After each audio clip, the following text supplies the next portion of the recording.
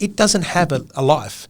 It's how we choose to engage with it, right? And that's why I say to people, it's your choice what we do, and business is a choice. So when you're in the thick of it, you've got $5,000 you've invested. I had a house paid off at the time, a unit paid off at the time.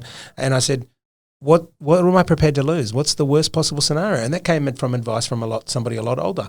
Don't believe in what they say, invest it all, risk it all. And the world's best entrepreneurs that have done amazing things, and it doesn't matter, I don't mean amazing things in wealth, I mean amazing things that have had massive change and impact. Most of them haven't bet the house. They haven't bet it all. There's when you hear this stuff, this person went broke 4 times. I can assure you no one wants to go broke, So it's not because they went broke 4 times that they're successful. You know why they're successful the 5th time if they went broke 4 times? Because they learnt something.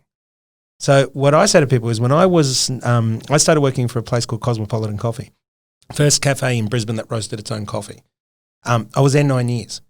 The first 3, 4 were good. The last ones were tough, right? Working for somebody who had no idea, didn't want to invest in the business, treated people like crap.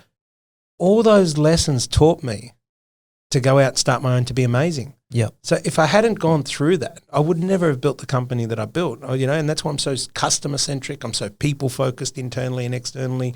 I say to people, come and build your personal brand before you worry about my brand. I learn all this stuff because of the stuff that I learnt being in a place that didn't do it. Yeah. Had I not been there, I would never have fast-tracked my success.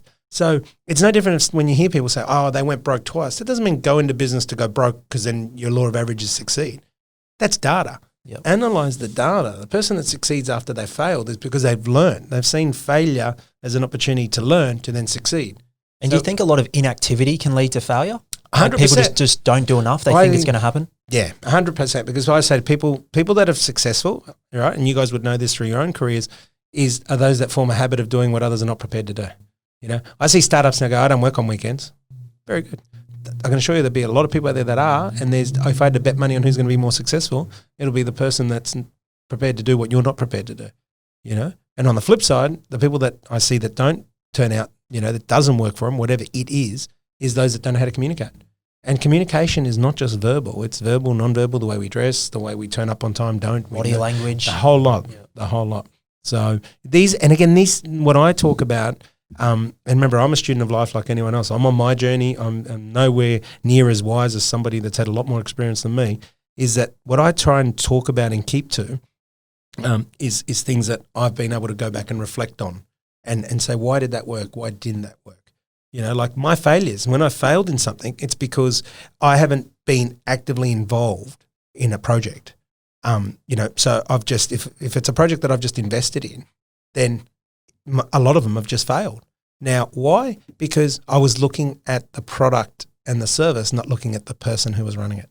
And so it's so true. And then I went on now to listen to other people that are great investors like Warren Buffett and all this, and they say you're actually investing in the person, not the idea. Yeah.